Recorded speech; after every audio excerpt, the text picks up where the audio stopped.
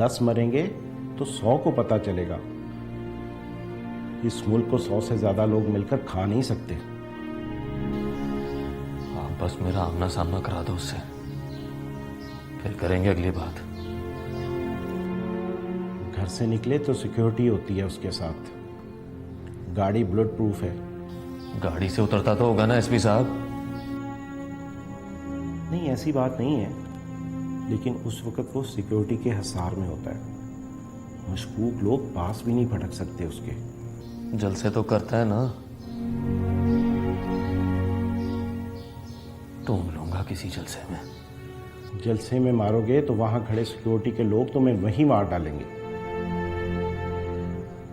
और मैं ये सोच भी नहीं सकता कि एक जकी अहमद जैसे आदमी को मारने के लिए परी पैकर की कुर्बानी दे दी जाए। फिक्र नाट एसपी साहब, गोली के लिए जरूरत नहीं होती कि जब भी डाल के मारी जाए।